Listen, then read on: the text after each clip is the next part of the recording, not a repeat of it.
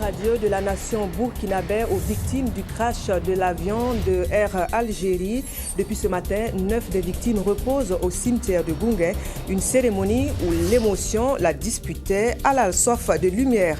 Elle passerait presque invisible et pourtant elle détruit près de la moitié de la production en mangue de l'Afrique de l'Ouest. Contre la mouche de fruits, la filière déclare la guerre, une guerre qui se veut sans merci. L'âge et la maladie ont eu raison du fauteuil du président de la République italienne. La démission de Giorgio Napolitano est tombée aujourd'hui. Voilà qui fait la une de l'actualité en ce jour. Bonsoir, merci de nous suivre. À l'heure qu'il est, 9 des victimes burkinabè du crash du vol d'Air Algérie reposent au cimetière de Gounguin. C'est une cérémonie solennelle qui a accompagné les victimes jusqu'à leur dernière demeure. Familles des victimes, autorités politiques et religieuses ont marqué de leur présence toutes les étapes de la cérémonie. Le dernier adieu aux victimes, c'est un sujet de Holopoda.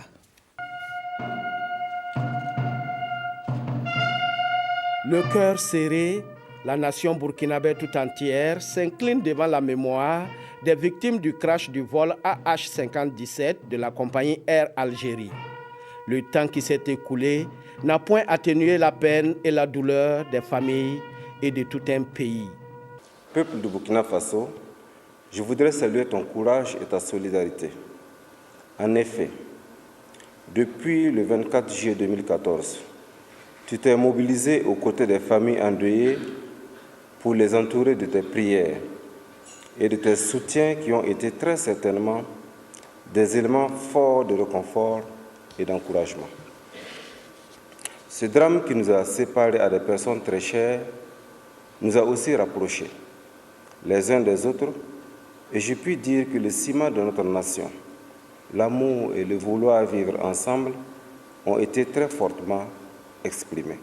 L'émotion est toujours ici vivace face aux 12 cercueils et une urne. Une à une, chacune selon ses convictions, les communautés religieuses recommandent ces morts au salut divin. Musulmans, catholiques, évangéliques et coutumiers ont prié pour les victimes ainsi que pour leurs familles.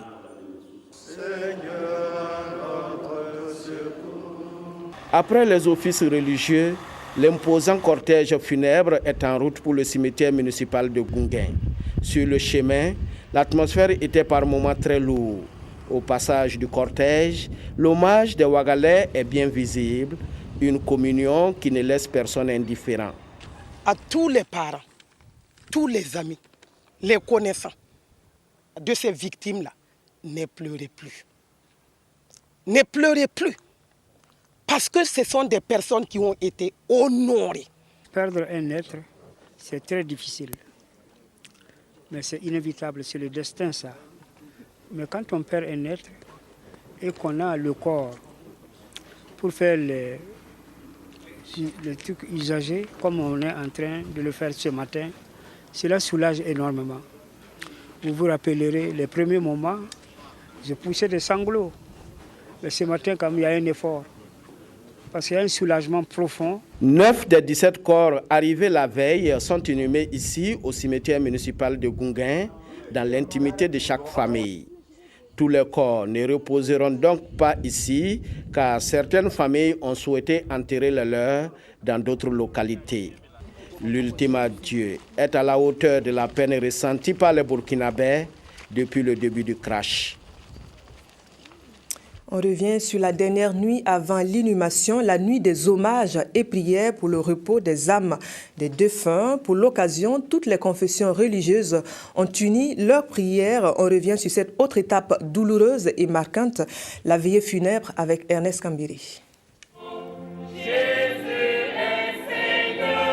Moment de recueillement et de prière offert aux Burkinabés pour rendre à l'unisson et en un seul lieu un hommage mérité aux victimes du crash du vol AA-57 d'Air Algérie arrivé à Ouagadougou un peu plus tôt. Cette veillée a tout simplement été une soirée de compassion et de réconfort pour les familles, les proches et les amis des victimes. Comme à l'arrivée et à l'accueil des cercueils, les Burkinabés se sont retrouvés au centre culturel Jean-Pierre Guingané, au milieu desquels le président du Faso, Michel Kafando, et épouse, le chef du gouvernement, le président du CNT et plusieurs officiels, tous venus s'incliner et prier pour le repos des âmes des disparus. Nous sommes venus communier avec les familles des défunts à la suite de cette immense perte due au crash de l'avion Air Algérie le 24 juillet 2014. Nous sommes venus leur apporter notre sympathie et aussi leur souhaiter beaucoup de réconfort et de courage parce que ce n'est pas facile. En tout cas, nous avons remarqué que l'assistance était nombreuse. C'est le signe que beaucoup de personnes, sinon la nation entière, partagent leur deuil, qui est aussi le nôtre. Devant de pareilles situations, nous nous sentons interpellés. Et j'accomplis donc mon devoir de voisinage et de respect pour les morts et nous mettre à la disposition des victimes et de leurs familles pour ce que nous pourrons faire pour éclaircir cette situation. Devant 12 cercueils des 17 victimes qui rappellent les corps des 116 victimes du crash, les différentes confessions religieuses ont prié, chanté et demandé à Dieu de les accepter parmi les siens. Ici, ce soir, cette prière manifeste la solidarité et le civisme de tous les Burkinabés. Et vous voyez combien la salle est pleine, le signe que nul n'est indifférent devant ce drame. Et nous sommes venus prier, nous sommes venus manifester notre foi en la résurrection. Nous savons que ça peut arriver brusquement, c'est pourquoi le Seigneur nous dit « Prépare-toi à la rencontre de ton Dieu » et nous devons nous préparer à tout moment. Mais nous sommes là aussi pour donner de la consolation à ceux qui sont aux familles éprouvées. Nous sommes venus de Bobo Dioulasso pour nous joindre à la communauté musulmane du Burkina et aux autres confessions religieuses à cette prière d'hommage aux victimes du crash d'Air Algérie. Nous avons prié et demandé à Dieu de leur pardonner et de les recevoir dans son royaume. Nous venons vraiment pour leur dire un dernier au revoir, un hommage sincère à nos disparus. En ces moments difficiles et de deuil, la nation tout entière a tenu une fois encore, en cette soirée, à avoir une pensée à la mémoire des 116 victimes du crash du vol AH-57 d'Air Algérie où 28 Burkinabés ont perdu la vie. C'était le 24 juillet 2014 au Mali. Puissent toutes ces âmes trouver la paix dans leur repos. Et puis, autre point de l'actualité, la représentante résidente de la Banque africaine de développement est en fin de mission au Burkina. Ginette Nzo Mouteta aura passé 3 années à aider au développement socio-économique de notre pays, service bien rendu de l'avis du gouvernement qui lui décerne les reconnaissances de la nation burkinabé. C'est le point de toutes ces étapes que la représentante sortante est allée faire au président du Faso. Le point avec Aruna Mari. Au palais de Kosiam, la représentante résidente de la BAD, la Banque africaine de développement au Burkina, fait ici ses adieux au président Michel Kafando. Une audience mise à profit par Ginette Nzo Mouteta pour passer en revue avec le chef de l'État les relations entre la BAD et le Burkina. Je suis venue prendre congé de lui à la fin de mon mandat. Après 3 ans donc d'exercice au Burkina Faso, donc je quitte le pays à la fin de la semaine et surtout venir le remercier pour l'excellence des relations entre le Burkina Faso et la Banque africaine de développement et aussi tout l'appui dont j'ai pu bénéficier de son gouvernement et des excellentes relations de travail que j'ai pu entretenir donc avec tous ses collaborateurs. Nous avons pu faire approuver 8 nouvelles opérations pour un montant d'environ 193 milliards de francs CFA dans le secteur des infrastructures, de transport, d'eau et d'assainissement, dans l'agriculture et aussi nous sommes très contents d'avoir pu concrétiser une première opération avec le secteur privé, donc directement une ligne de crédit pour le secteur privé. Et une deuxième opération d'ailleurs qui est en cours, qui va bientôt se concrétiser. Des efforts qui lui valent ici, à la résidence du chef de l'État, une distinction. Pour service rendu au Burkina Faso, elle est faite chevalier de l'ordre national en présence de son époux, de ses collègues et sous le regard de la première dame du Faso. C'est un sentiment de joie pour l'honneur qui m'a été fait et je le reçois avec beaucoup d'humilité, mais je pense que s'il y a une reconnaissance par rapport au travail que j'ai fait, je le dois à mes collègues, à mes collaborateurs du bureau du Burkina Faso, qui est une équipe vraiment professionnelle, engagée, disponible. Et donc ce que j'ai pu réaliser, je le dois à eux aussi. Je le dois également à mon époux, qui est toujours à mes côtés, qui m'encourage. Je le dois également à ma famille d'une manière générale, mes enfants, ma famille, mes amis.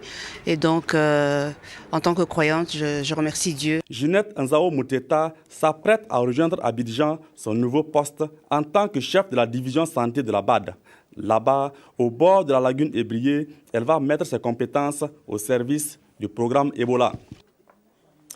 On feuillette encore le carnet d'audience du président du Faso. Les membres du groupe d'évaluation internationale de la transition aussi sont passés par là. Ils sont venus faire le point de leurs travaux donc à Ouagadougou. Avant cette rencontre, c'est le ministre des Affaires étrangères malien qui est allé transmettre le message de soutien et d'encouragement du président malien à son homologue burkinabé, Bouma Ernest Nébi. Présent dans le cadre de la réunion du groupe international de l'accompagnement et du suivi de la transition au Burkina, le ministre malien des Affaires étrangères est allé livrer un message de solidarité et d'amitié du président malien Ibrahim Boubacar Keïta au président du Faso Michel Kafando. Conduire cette transition à bon port, c'est le vœu cher du président malien à son homologue burkinabé Michel Kafando. Le Mali comme le Burkina, il y a un peu plus d'un an, a traversé aussi, a eu donc à conduire une période de transition. Donc nous sommes particulièrement sensibles à ce qui se passe au Burkina ici, et il m'a chargé de transmettre tous ses vœux de réussite de la transition ici au Burkina, mais aussi saluer le président Kafando et tout le peuple burkinabé, qui a chaque fois répondu à l'appel de tous les pays de la région pour ramener la paix et la stabilité. Aujourd'hui, c'est à notre tour aussi d'accompagner le Burkina, de partager notre modeste expérience en matière de transition. À la suite de l'émissaire du président malien, le groupe de contact et d'accompagnement de la transition au Burkina, il est venu faire le point de sa réunion inaugurale à Ouagadougou au président du Faso. Nous avons fait part, Monsieur le Président, des conclusions de cette réunion et nous lui avons exprimé notre satisfaction. D'abord pour les préparatifs et les conditions excellentes pour la tenue de cette session. Nous lui avons également exprimé les remerciements des 3 organisations pour la manière dont cette réunion a été préparée par lui-même et le gouvernement, pour indiquer exactement les besoins dont nécessaires pour l'accompagnement nécessaire également de la communauté internationale et en particulier de nos 3 organisations pour donc conduire dans d'excellentes conditions cette transition à bon port. Le groupe de contact et de soutien à la transition envisage tenir ses prochaines réunions tous les 2 mois à Ouagadougou, question de mieux apporter sa contribution à la réussite de la transition. Et l'on revient sur les conclusions de la mission d'évaluation en question. Il y a satisfaction au regard de la mise en œuvre de la transition politique au Burkina. Après 2 mois de conduite, le temps souhaité chronogramme est annoncé, ainsi que le calendrier électoral. Les élections présidentielles, législatives et municipales devraient se tenir entre septembre et octobre 2015. C'est la principale conclusion du groupe de suivi de la transition tenu hier à Ouagadougou. Le point avec Fousseni Kindo. Un satisfecit, c'est le sentiment partagé à l'issue de la journée de travail hier entre les représentants de la communauté internationale et le gouvernement burkinabé. Le groupe de suivi de la transition au Burkina se réjouit d'un calendrier clair qui détermine les actions de la transition pour les 10 mois à venir. Ils encouragent également le Burkina Faso dans ses efforts de réconciliation nationale à travers l'inclusion et dans une neutralité absolue. Je crois que ce que nous avons retenu, c'est que le calendrier, la date butoir pour la fin de la transition, à savoir novembre 2015, sera respectée. Donc dans ce sens, nous sommes satisfaits des explications données. Pour les acteurs politiques burkinabés, la mission des représentants de la communauté internationale a atteint ses objectifs. Ils se réjouissent également à travailler en bonne intelligence avec le gouvernement pour une transition apaisée. C'est un exercice qui a tout à fait sa place parce que ça permet de mettre la pression sur le gouvernement du Burkina Faso et sur le peuple burkinabé pour une exécution de la feuille de route sans retard et dans son entièreté. Avant de quitter Ouagadougou, les membres du groupe de suivi ont convenu de se retrouver dans 2 mois pour un prochain point de la transition. Question de la transition toujours, l'ONU évalue les besoins électoraux. Une mission onusienne est à Ouaga à cet effet. Les envoyés ont tenu ce jour même une séance de travail avec le Conseil national de la transition. Les questions pratiques d'organisation se sont évaluées au regard du calendrier électoral provisoire qui vient d'être arrêté. Les précisions sur le sujet sont de Bouma Ernest Nibié. Une mission d'évaluation des besoins en assistance électorale séjourne actuellement au Burkina Faso. Dépêchée par le secrétaire général des Nations Unies, elle est conduite au Burkina par le PNUD. Ce matin, la mission a eu une séance de travail avec le bureau du CNT. Les échanges ont essentiellement porté sur l'organisation des élections prochaines au Burkina Faso. La rencontre a porté sur l'organisation des élections. Le secrétaire général des Nations Unies a dépêché une mission d'évaluation des besoins d'assistance électorale au Burkina Faso. Et c'est pour ça qu'il y a une mission qui est ici. Elle est ici pour 2 semaines et va faire ces évaluations. Pour le moment, nous rencontrons plusieurs acteurs concernés par l'organisation des élections. Et après cela, nous aurons la mission pourra formuler son opinion et formuler des propositions concrètes. Mais à ce stade, on ne peut pas en dire plus. La mission au retour fera le point de son séjour de travail ainsi que ses recommandations au secrétaire général des Nations Unies. Elle passerait presque invisible et pourtant elle détruit près de la moitié de la production de mangue en Afrique de l'Ouest.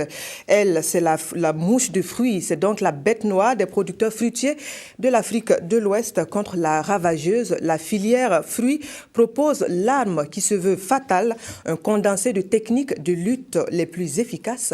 Le projet Dissémination des technologies contre les mouches de fruits concerne 9 pays d'Afrique. Les précisions de Sanoua Christine Koulibaly. C'est connu, la mouche de fruits constitue une menace réelle et sérieuse pour la production fruitière, notamment la mangue, première culture fruitière du Burkina Faso, avec 57% de la production totale.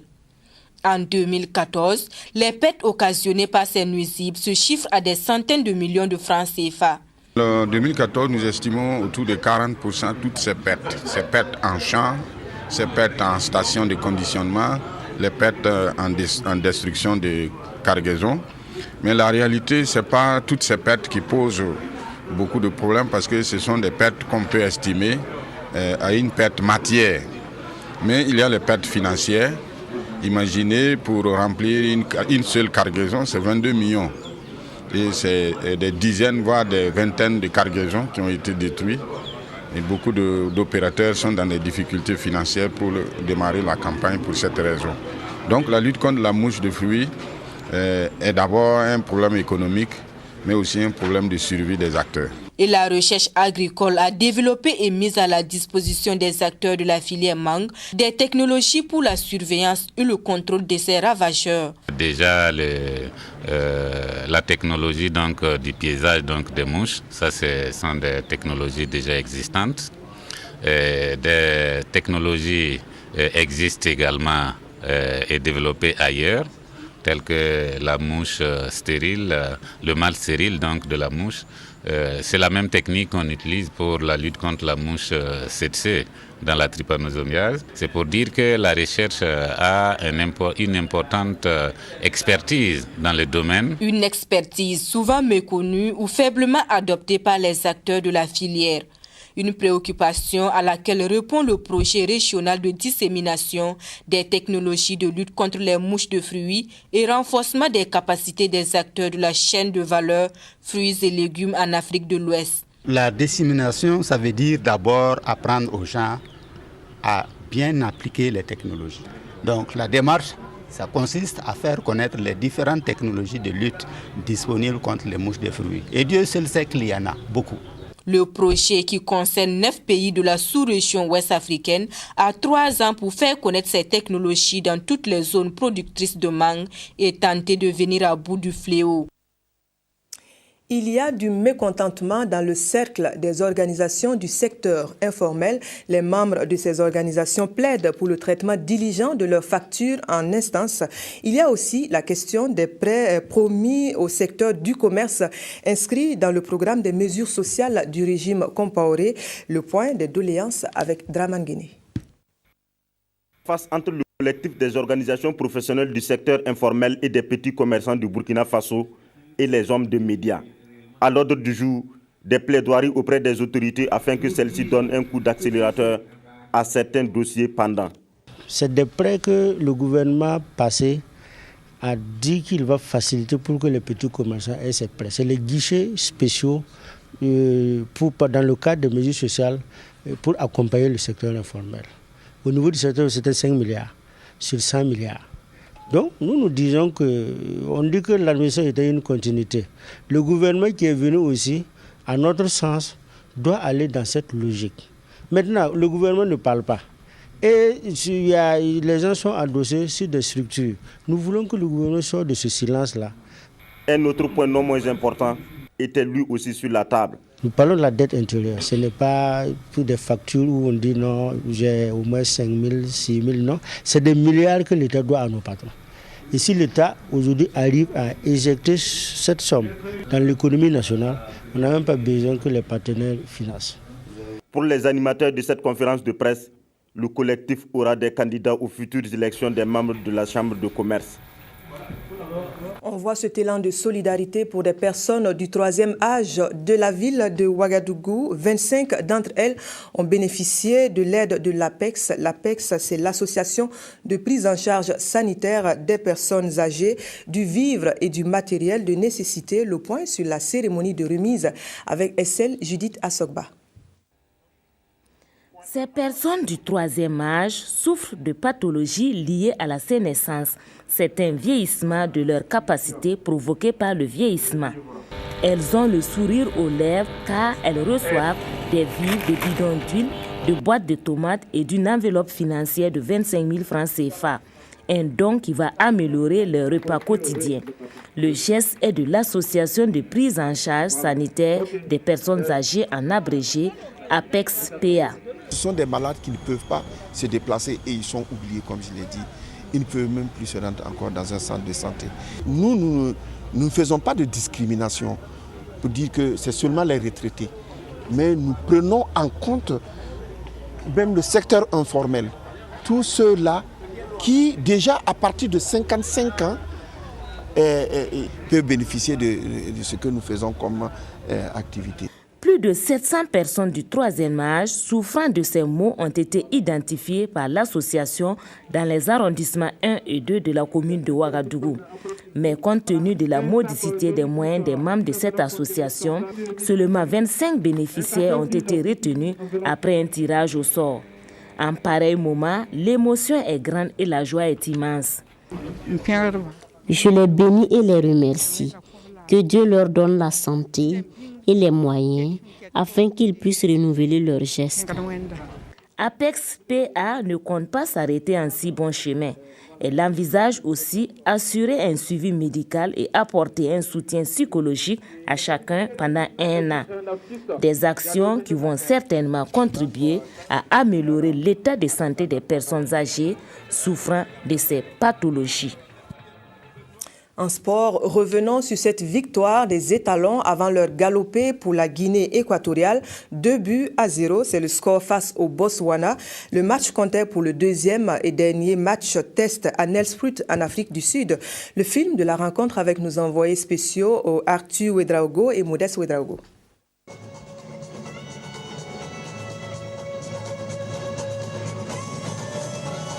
Le Mbombela Stadium se définit comme le symbole de la lutte anti-apartheid. D'une capacité de plus de 112 000 places, ce stade réussit aux étalons depuis 2013. Cet après-midi encore, il réalise une victoire sans forcer face aux zèbres du Botswana. Et pourtant, ce sont les Botswanais qui contrôlent le jeu au cours des 5 premières minutes. Omatla Kebato, à 2 reprises, manque le cadre. La réaction du Burkina Faso intervient à la 6e minute. Bertrand Traoré en relais avec Jonathan Pitroapa oblige Dambé Kabelo à sortir la claquette. Les étalons sont enfin réveillés. À la 11e minute, la combinaison Bertrand Traoré et Pitroapa permet à Bansé de se retrouver face au gardien. Sa frappe passe à côté. Les étalons retrouvent leur automatisme et c'est tant mieux pour le spectacle. Jonathan Pitroapa, très motivé et à l'aise balle au pied, traverse le terrain, mais son tir trouve le décor. Finalement, suite à cette mauvaise relance du gardien adverse, Jonathan Zongo ouvre le score en faveur du Burkina Faso. Nous jouons 27 minutes. Les étalons confortent leur avance à la 30e. Aristide Bansé élimine son vis-à-vis et place la balle au fond des filets. À 2-0, le rythme baisse, mais Pitroapa, Bertrand en connexion avec Charles Kaboré met Bansé en lumière. La frappe de l'attaquant burkinabé manque de précision. L'arbitre central renvoie les 22 acteurs dans les vestiaires sur le score de 2-0. Au retour, Paul Put effectue 2 remplacements coup sur coup. Diakari Diakone et Préjus Nakoulma font leur entrée à la place de Charles Kaboré et Jonathan Zongo. L'une des premières balles de Nakoulma révèle toute sa classe et sa pointe de vitesse. L'adversaire réagit à la 72e. Okabetse Mangatai hérite d'une balle et frappe.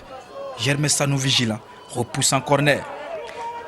Dans la foulée, Moussa Yeda, entré lui aussi en jeu, trouve Nakoulma dans la surface. Ce dernier frappe hors du cadre. Même réduit à 10, les zèbres menacent toujours. Mais les étalons arrivent à contrer.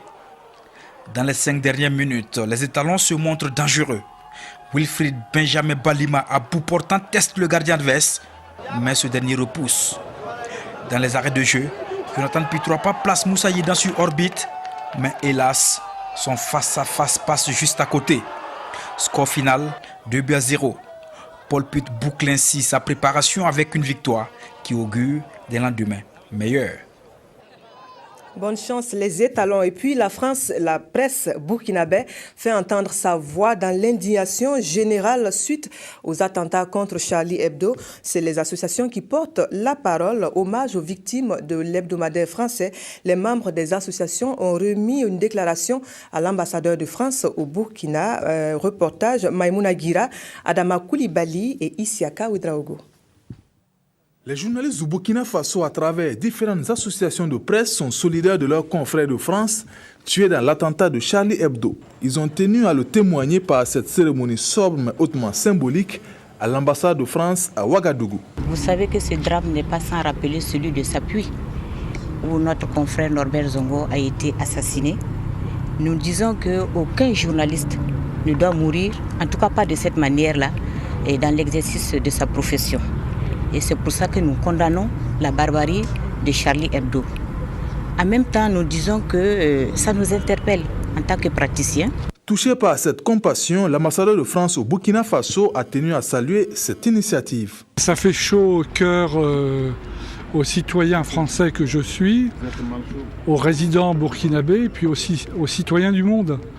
Ce que l'on a vécu la semaine dernière a interpellé le monde entier. Les auteurs de cet attentat avaient probablement mal mesuré les conséquences de leurs actes parce qu'aujourd'hui, il y a une dénonciation mondiale de ce type de comportement. Les journalistes, à travers ces différentes associations, tout en témoignant leur solidarité, invitent à la réflexion sur la liberté de la presse et les dangers auxquels sont exposés les hommes de médias. L'âge et la maladie ont eu raison du fauteuil du président de la République italienne, âgé de 89 ans. Le président était à son deuxième mandat. C'est un monument de la classe politique italienne qui prend ici sa retraite. L'homme aura été ministre de l'Intérieur, député européen, sénateur à vie. Revoyons son parcours. Le 22 avril 2013, Giorgio Napolitano prête serment pour la deuxième fois. Il vient d'être réélu président de la République italienne. Une réélection historique. Après 5 tours de scrutin, le Parlement ne parvenant pas à élire un président, Napolitano accepte de se porter candidat par, dit-il alors, devoir de responsabilité devant la nation. Les législatives de février cette année-là sont marquées par le blocage politique du Parlement. En pleine crise de la zone euro, l'Italie est paralysée politiquement, une situation qu'aura souvent vécue Napolitano au cours de ses 2 mandats. Licencié en droit, Giorgio Napolitano, après avoir rejoint le Parti communiste italien, est élu député en 1953 pour la première fois jusqu'en 1963, puis sans discontinuer de 1968 à 1996 jusqu'à sa nomination au ministère de l'Intérieur par Romano Prodi. Avant cela, c'est au Parlement européen qu'il s'illustre. Élu en 1989, il occupe ses fonctions de député européen jusqu'en 1992, puis y revient en 1999. Il y restera 5 ans. Européen convaincu, il assumera notamment la présidence de la Commission des affaires institutionnelles jusqu'en 2004. Nommé sénateur à vie par le président Carlo Azeglio Ciampi, Giorgio Napolitano est élu président de la République le 10 mai 2006 à l'issue du 4e tour de scrutin. Il est alors le premier ancien communiste élu au palais du Quirinal. Âgé alors de 80 ans, sa santé est déjà fragile. En 2008, lors d'une cérémonie où il venait de recevoir le titre de professeur émérite dans une université de Trent, il fait un malaise. Au cours de ces 2 mandats, Napolitano aura vu se succéder 5 présidents du Conseil, mais c'est sans aucun doute avec Silvio Berlusconi que les rapports auront été les plus difficiles.